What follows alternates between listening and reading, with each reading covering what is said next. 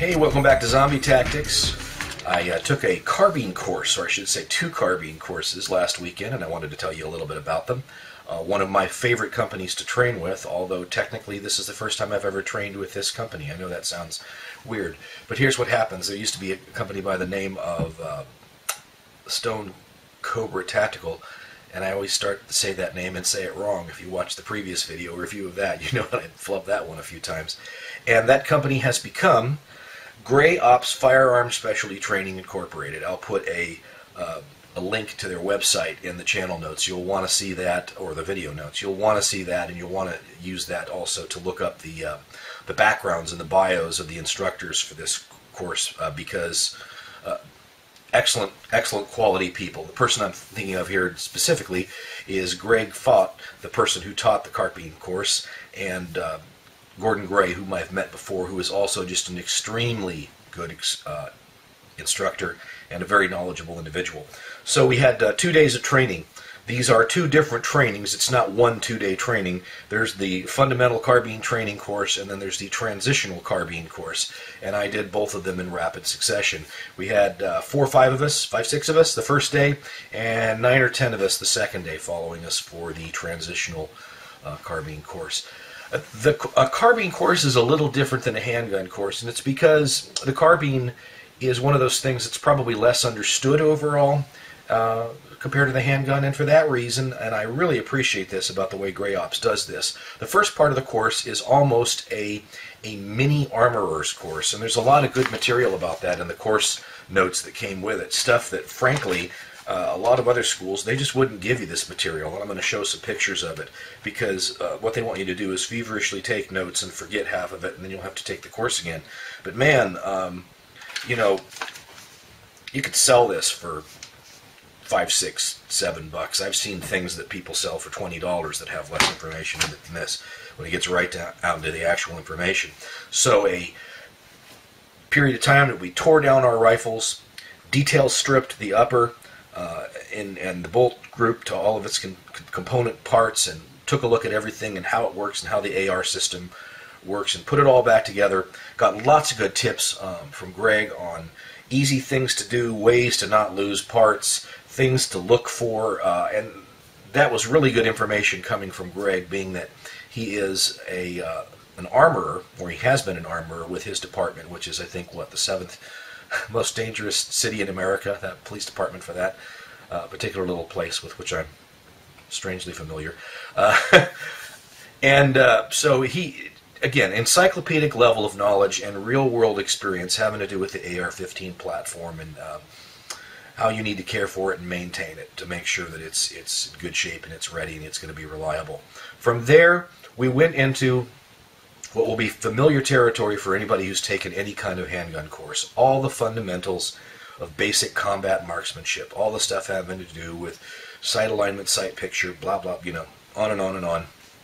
No sense going over all of that. You can hear that over and over from various different sources. But taught very well by Greg and demonstrated in a very effective manner, I thought.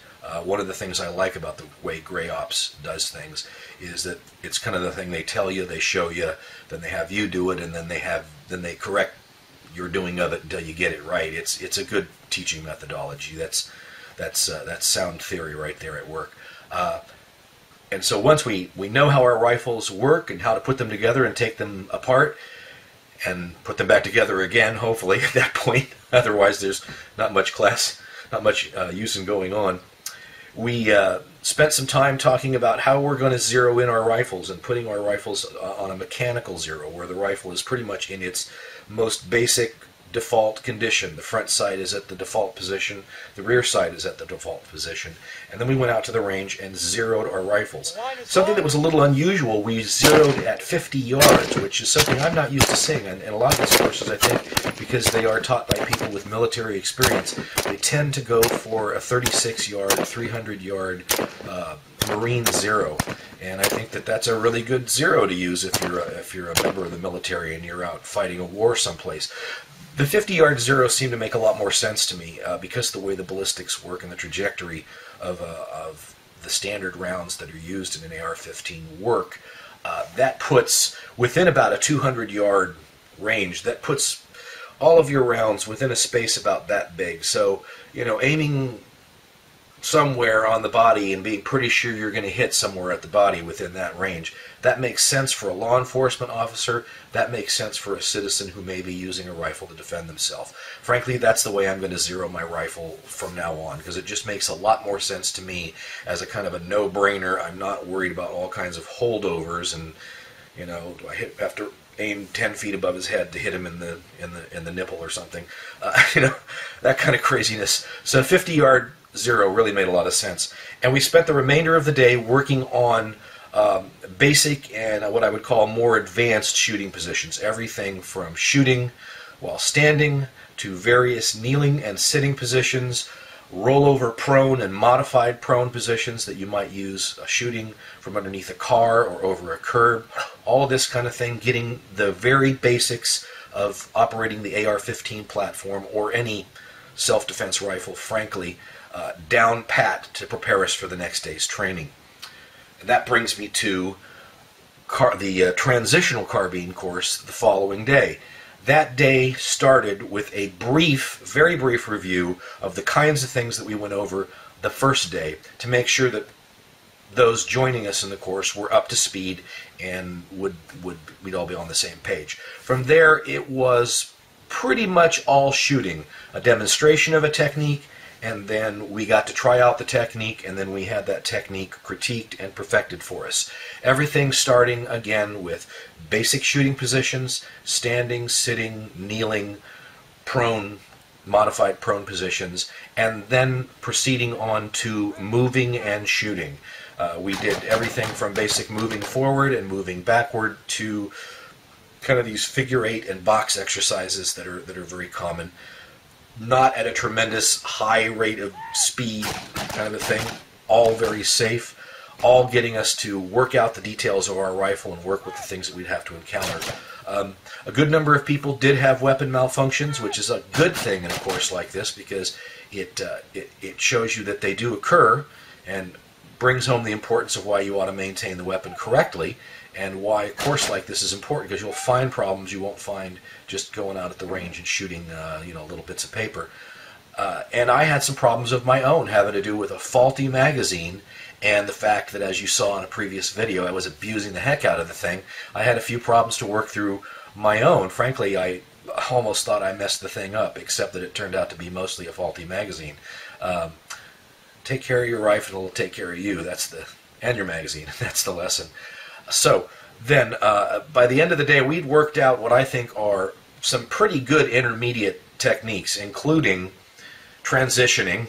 There again, transitioning from your primary weapon, your long gun, your rifle, to a handgun, your secondary weapon, when things go wrong and things go down. I actually, because of the problems that I was having with that magazine, and didn't even know, what my real problem was yet with the rifle, I ended up finishing out the day shooting pistol only because there just wasn't enough time for me to go back to the bench and figure out why isn't this doggone thing working.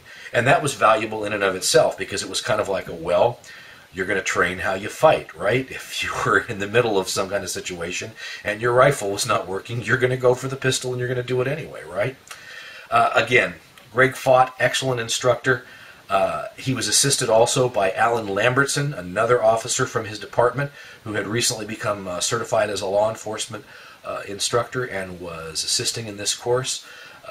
Tremendous asset to the course, Alan was.